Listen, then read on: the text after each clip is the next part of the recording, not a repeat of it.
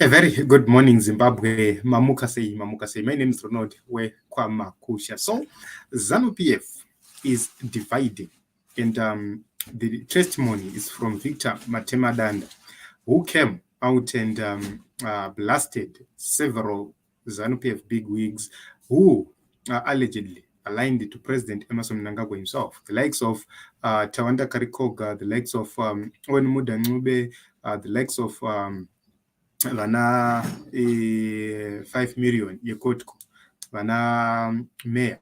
So let us get into this audio so that you get to understand what is really happening. Stay tuned.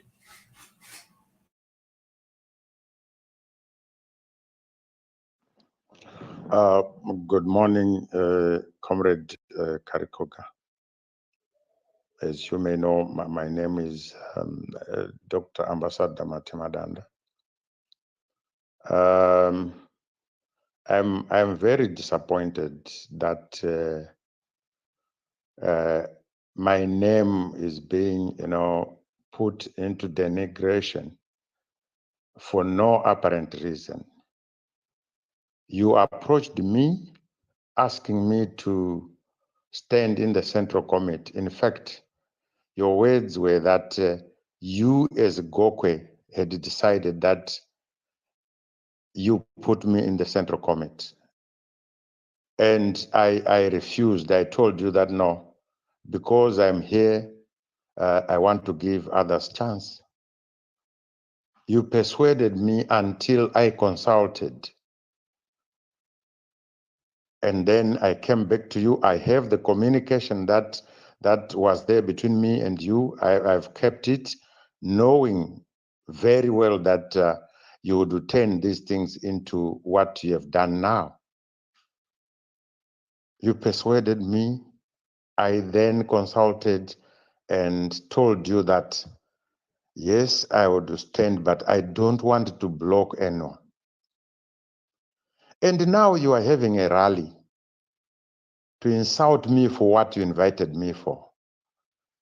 And you are there as chairman, allowing people to denigrate me for what you called me to do, and which I refused. Why are you doing that to my person and to my name? What is the war or conflict between me and you that cannot be settled? If there is anything that you feel I've done to you, which you think I should be tried for or being punished for, let that be, and let me know that this is now over. Because it's you who approached me, and I refused. You know that, Comrade Karikoga. You must be man enough to say, no, this person, it is me who invited him, and tell exactly what happened. I told you I'm busy by being an ambassador. And when I accepted, you even thanked me for that. And I'm surprised now you hold a rally to denigrate me. And people, make wild speeches about my person. I'm no longer that level, the myopic state of a mind. I cannot stand with some people who cannot write their names to try and defend myself from fools. I will not do that. Let the foolish world roll. But you don't want to use me. When I left Gokwe, things were happening. I never commented until when you invited me yourself. And when it was said, I am not going to be allowed to stand, after, of course, some pressures, I accepted and even encouraged people to vote for people they wanted and accept that an election cannot divide the party. This is what I've said. But you have ignored all that.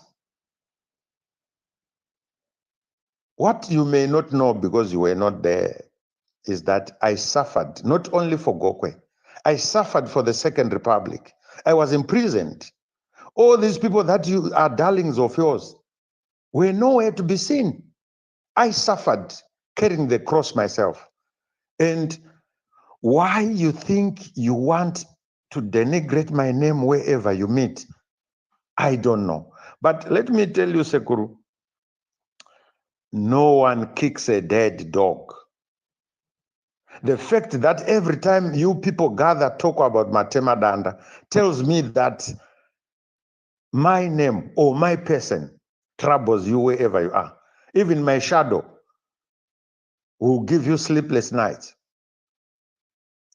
You always talk negative about me because of what I am and who I am. You can take everything else. You can take the glamour, you can take everything, but you'll not take what I've invested in my mind. And this is the most important tool. I won't be seen to be responding to fools. Tell the fools that I'm not going to respond to them. They are idiots. How do you gather people to insult me when I have done nothing wrong? When you announced that I was not going to stand, I never argued. I even told people that that is how the party is. Now, what is the purpose of insulting me in public? What wrong did I do? Do you want me to also stand up and say what I know and what I've said? Do you want me now to put into the public domain the communication that you did to me so that people see your double standards? I'm not that type. I'm not that level. I want to respect all of you in all your statuses. Please respect me. I am not what I am because of an accident. I've invested in this thing called ZANU-PF. I've even invested in my own education, which no one is going to be able to take away from me. I will never present a fake credential. I've worked hard for who and what I am. Please respect me.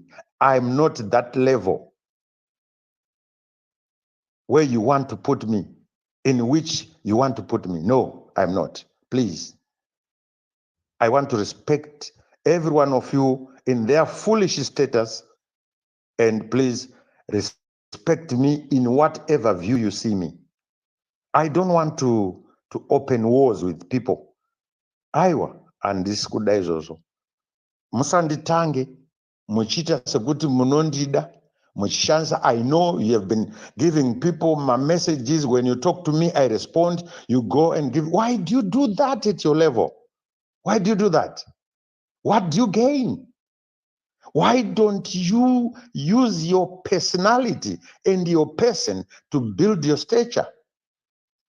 Why do you think you should always be using someone so you can be seen? I won't join group reunion nambano rekutukana the way you do. I'm not that level. But I'm one way. What is being said about you is just too much. Why do you agree? Why do you allow yourself to be used unnecessarily? Why do you do some myopic things? You approach me, I told you I don't want, and today you move around insulting me for what you invited me for. Why do you do that? Why can't you have a minute of respect for some people that are quiet? Please let sleeping dogs, let lying dogs sleep. Ndakumbira hangu, ndinokukumbira Isekuru. Please Let us change this attitude. I don't want to be seen in the public domain dealing with some levels that are far much beyond my capacity. I don't want. Thank you. Comrade VG, ndinoda kutenda imi muri vamwe vevanhu vandakafamba navo zvakasimba pakugadzirwa kweSecond Republic iri kunzi New Dispensation. Munoziva zvakataurwa nemhepo imi, munoziva zvakaitika pamhepo patinokoshesa. Munoziva vese vaitaura zvoro, munovaziva kuti vaivepi, vaiitei. Vanhu vanotaura muchero waibva, vamwe vakachinja mazita, vakaita mazita ana Mugabe. Kuchingouya vaMnangagwa vamuka vaveko, vave vana Mnangagwa. Hatidaro isu, tinovaka chimiro chedu pachiri. Ava vanorarama nekugadzira makuhwa nenhema inguva yavo, asi chandoda kuti ndivaudze ndechekuti chimurenga chatiri kufamba nacho ichi vakachibatira pakati sebhasikiti chinovarasa. Tine basa guru ratinofanira kubata nekuita munyika. Takatosiyana izvozviya.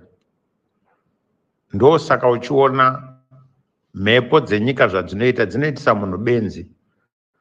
Vanhu kana vasvika pavanhu voshaya kuziva kuti vanotaura chii nemhaka yekuti havana chinangwa. ZANU-PF ndezvemhepo, unotopfekwa nemhepo kuti utaure. Ukataura nemhaka yekuti une gwangwandiro remuromo, unoburitsa tsvina pavanhu. Ndozvamakaona izvozvo. Don't worry kuti vanhu vachaziva sei kuti Karikoga ndiye akandana. Nemhaka yekuti vanhu ivavo vari kukana vanoziva kuti ndakanointroduce Mudha ikoko. Vanhu vari kupi vanoziva kuti ndiani. Hapana munhu anotaura ipapo wandisina kuestablish. Vanhu vanozviziva. Vanhu havagonika kuti ukaita chinhu nhasi mangwana vanofa. Mudha akandivenganisa nevanhu vegokwe vachitaura kuti utora munhu wekwekwe, ndikashinga ndikamira naye ndikanomugadza kukana uko. Asina anomuziva. Nhasi anogwa. Unenge uchiita semunhu anogwa nemhepo yaanofema nemhaka yekuti he is fighting his own lifeline. Vanhu vanenge achiudza izvozvo nechemumwoyo vane vachiziva kuti uyu munhu waari kutuka ndiye akamuestablish. Ndiye asingazvizivi mugokwe kuti Mudha mugokwe ndini. Asingazvizivi ndiani. But handisi ipakurwa hondo dzakaita saizvozvo. Ndoda kuti mumupe audio kana ane zvaanopikisa apikise. I've done a lot for him. He has done a lot for me also. Handina hondo naye, handizivi chaanorwa neni chi kusvika ati pasi neni. Ina handiti pasi naye because ndoziva kuti ndi comrade. At least ari mupatema comrades if he is not a comrade. Kana asingazivi kuti chinonzi pasi nacho chi, achachiziva hake. So ndovaya vandataura kuti handitauri nevanhu vanogadzira maCV parari kuti chef kuintroduce uchiti ani nhasi wataura zvino mangwana wataura zvino, gadzira CV yako. Icho chinoita kuti vanhu vafunge kuti pavaungana pega pega vanotaura Matemadanda. Munombotyeiko? Matemadanda wacho akakuitira ichi. Vanhu vegokwe ndokuudziwa Matemadanda nemunhu abva ukwekwe. Vanhu vegokwe havazivi nhoroondo yaMatemadanda mugokwe. Saka, who is there to be qualified to talk about Matemadanda? Varegei vaite zvavanoita, tinoona kunowira tsvimbo nedohwe. Asi chokwadi chiripo ndechekuti ndamboudza umwe wacho kuti no one kicks a dead dog. Ukaona munhu achitora mahwe achizadza muhomwe akatarisa imbwa, anoziva kuti mbwa inoruma. Kana yakafa, unotovhara mino achitiza. Saka the fact that they fight me in absentia means that vanotoshaisiwa hope nezita rangu indisiko. I'm here in Mozambique. Pavaita zvinhu zvavo, I was in Chimoyo ndichitoita basa. and they just decided to insult me. Zvino right, zvavakandituka nezuro nhasi chawedzera muhomwe mavo chii? Wakaione pirali yekuti kana muchitaura munofosera vanhu kuti uchirai sekai? Can't it tell you kuti zvauri kuita hazvisi right? Kana munhu asingazivika, unomirira vanoziva voita. Hatidi musangano wokubvarurana, hatidi musangano wokuti kana mukaungana you want to talk about other people's names. You have your names yourself. Taurai maererano nemazita enyu. Taurai zvamunoda kuita. Iye zvino Midlands yakadzikira pamavhotsi kuna president. Handisati ndakambonzwa musangano uri kuunganwa uchinzi ngativhoterei, ngativhoterei president, ngativhoterei new voters, tiite sei. Hapana. Nyaya ndeyongofamba tsa. Inzizi dzipi dzinoweterwa dzisingazari dzinonzi tsatsa. And for what? Zvamakanguri matiti tsatsa makaona tichigwara. That's being bullshit. Hamuzivi zvamunoita, dzidzai musangano.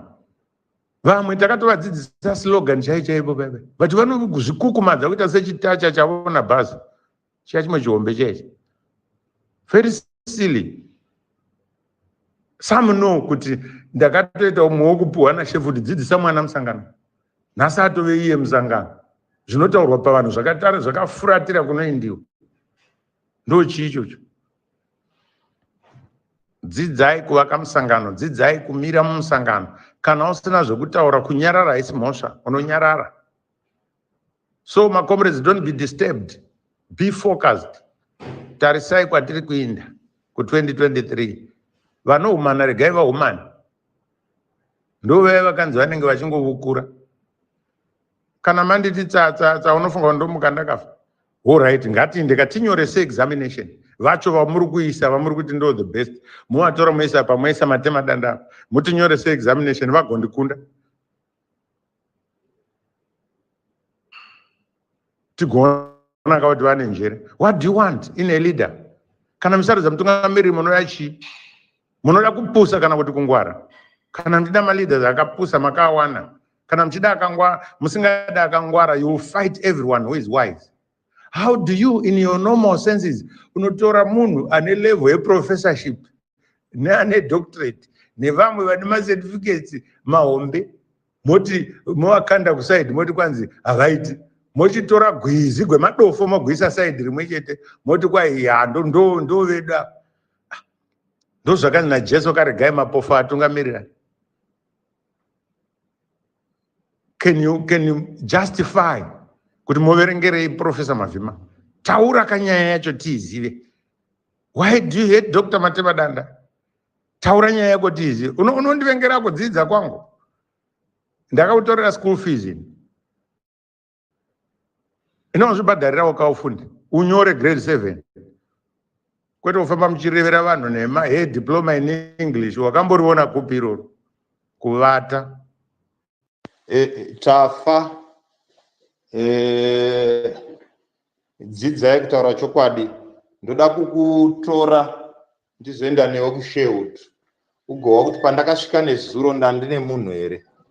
Ndafonerwa nemunhu weNewsday matumwa nameya kuti andifonere masikati achitaura nyaya iyoyo. Imi kana muchitya makamure ikoko kana muchitya kukwikwidzwa namakamure regai kutipinza.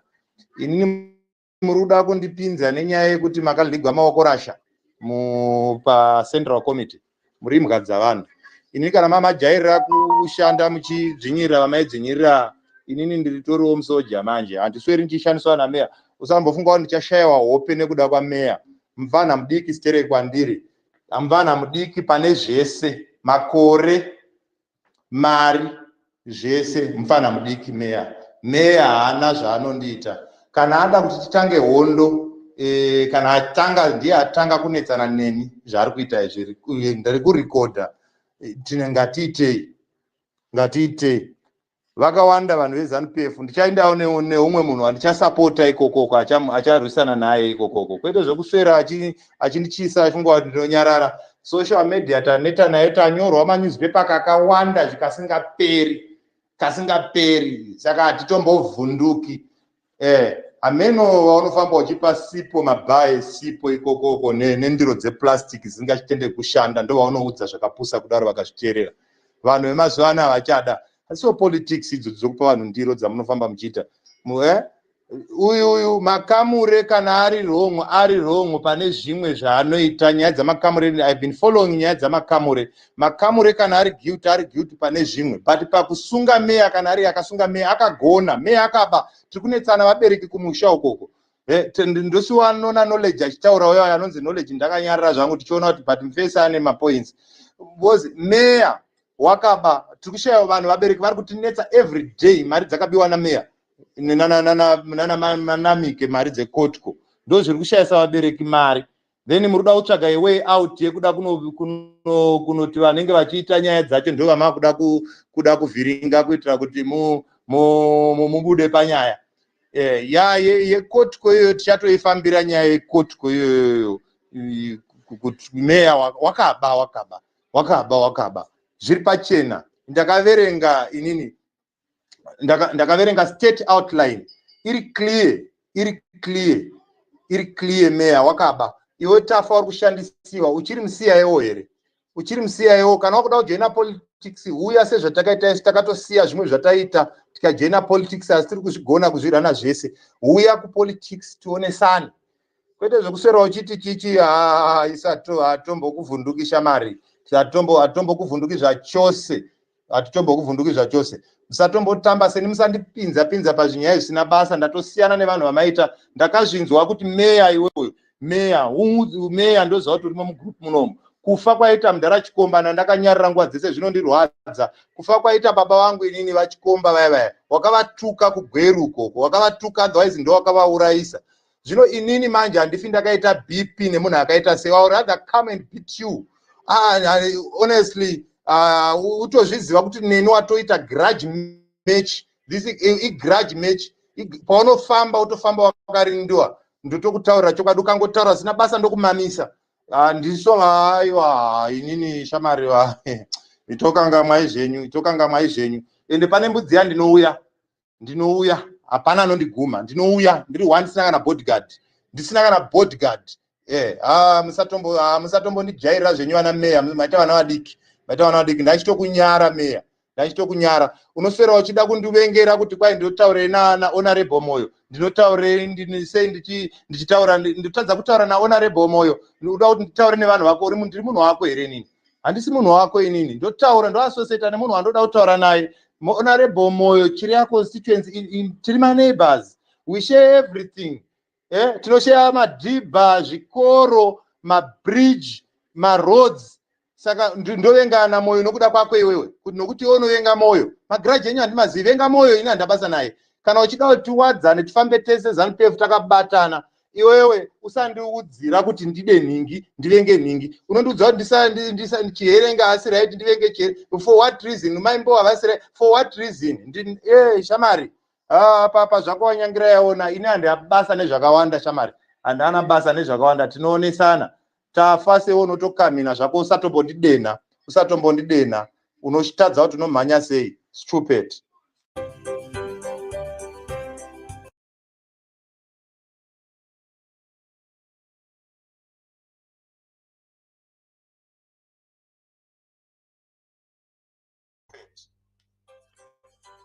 So guys, this is what is happening within ZANU-PF structures. We all know that Congress is around the corner, and a few days from now, from the 26th to the 29th, pane Congress. And tarisira tono kuti vakuru ava vanombopinda here muring. Tono kuti kana vakapinda vari 2 kana kuti vari airi ayorohwa ndiani. So this is Victor Matemadanda, and key issues here. Ataura about Mayor Wadyajena. Ataura about Tawanda Karikoga. Ataura about Owen Mudha.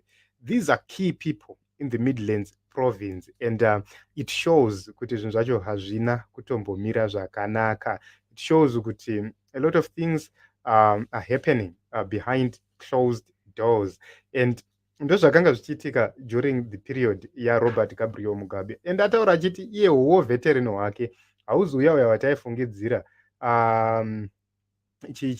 huo veteran veteran hwake hwakabva patime yapresident Robert Mugabe. Paakanga achirwisa president Mugabe paipai ndo pakabva war veteran wemukomana anonzi Victor Matemadanda. He was so clear about that, and taakuziva kuti mawo veterans ari kutaurwa aya mukanzwa kuti takarwa hondo aiwa haisi nyaya yekuhondo kweya inyaya yehondo yekubvisa Robert Mugabe ndo yavanenge vachitaura. So that is the reason why they eat everything and they consider themselves ivo chete vanofanira kunge vachidya, isisu vamwe vese hatina basa. Hanzi panapa, so Matemadanda knows all the allegations about Wadyajena. This means the justice system here in Zimbabwe is selectable, depends where you come from. And yes, this is a true testimony. Opposition people are being persecuted, yet vanhu veZANU-PF vanenge vachingomhanya protecting each other mbavha tumbavha, and that is the honest truth. And the Congress is going to be something else. Yes, that is Terence Matsikiro. Thank you very much. Jason and people of Zimbabwe, ZANU-PF is a #1 energy planter. Our resource, you hear from Victor. Yes, and that is true. So our problem in Zimbabwe is ZANU-PF, and Victor Matemadanda is clearly exposed this cabal of ZANU-PF to say ndivo vene vecorruption, ndivo vene velooting, ndivo vene vari kukanganisa zvinhu munyika ino yeZimbabwe, yet they continue to blame Advocate Nelson Chamisa for no reason.